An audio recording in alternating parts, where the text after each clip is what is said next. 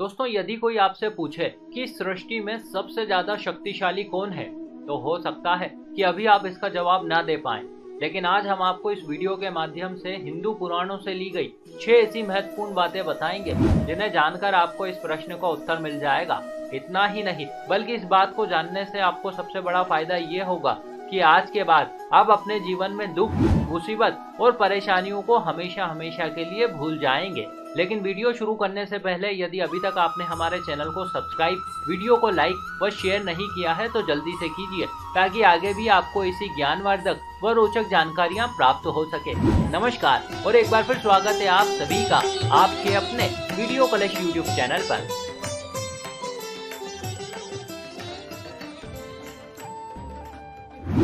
दोस्तों, अच्छा स्वास्थ्य हम मनुष्यों के लिए कितना आवश्यक है ये बताने की जरूरत नहीं है।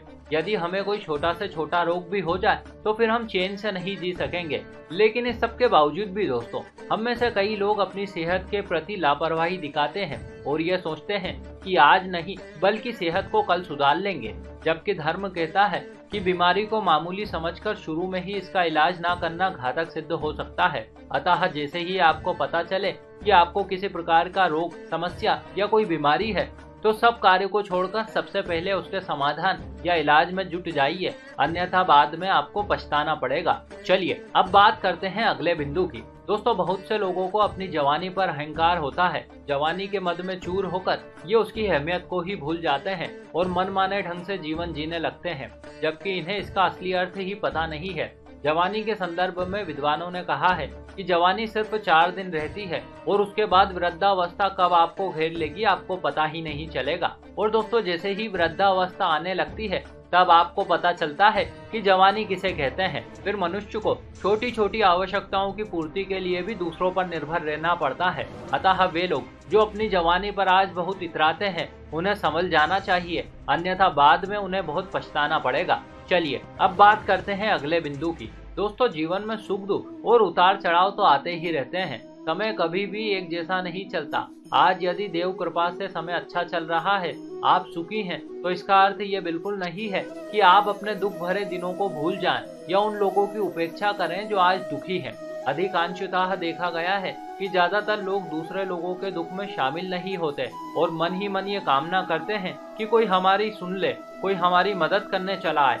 जबकि धर्म कहता है कि जो थोड़े दुखी हैं और आपसे सहयोग की आशा रखते हैं तो आप उनकी सहायता अवश्य करें। फिर भले ही समय रहते वे आपकी सहायता करें या ना करें, क्योंकि कल को जब आपको जरूरत होगी तब परमात्मा की कृपा से कोई अन्य व्यक्ति आपकी सहायता के लिए अवश्य ही खड़ा हो जाएगा। चलिए अब बात करते हैं अगले बिंदु की। दोस्तों, जो कल बच्चे थे वे आज वयस्क हैं और जो कल वयस्क थे वे आज वृद्ध हैं। कहने का अर्थ ये है कि कल जो बच्चे थे आज उनके बच्चे हो गए हैं। अब ऐसे में माता पिता सोचते हैं कि हमारी संतान संस्कारी निकले, हमारी सेवा करें, लेकिन सभी के साथ ऐसा नहीं होता। कुछ वृद्ध माता पिता अपनी नालायक औलाद के पीछे रोते हैं, लेकिन क्या आपने कभी विचार किया है भला ऐसा क्यों?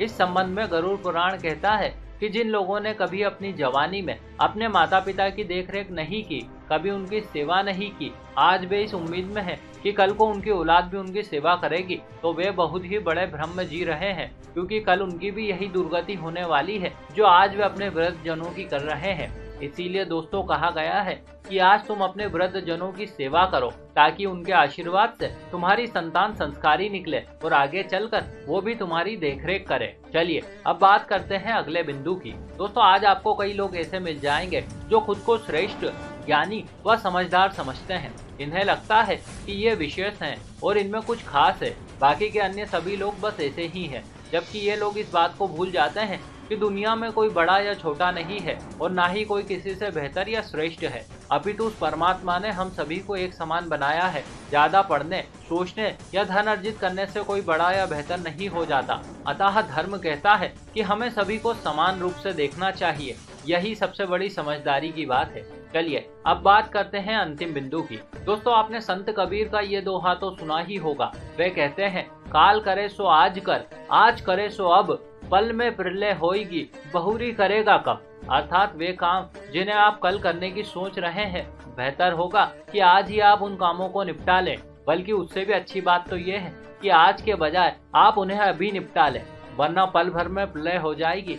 यानी कि कुछ ही समय बाद जीवन समाप्त हो जाएगा। लेकिन नहीं, बहुत से लोग इसके विपरीत सिद्धांत पर जीते हैं। वे कहते हैं आज करे सो काल कर, काल करे सो परसों, इतनी भी जल्दी क्या है जब जीना है हमें बरसों।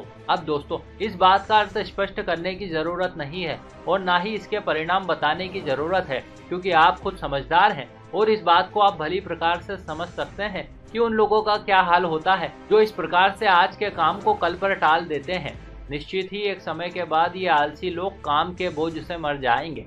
तो दोस्तों, ये थी वे 6 बातें जिन्हें सुनकर आपको पता चल गया होगा कि सबसे अधिक बलवान कौन होता है। जी हाँ, आपने सही अंदाजा लगाया। इस संसार में यदि कोई सबसे अधिक बलवान है तो वो है समय।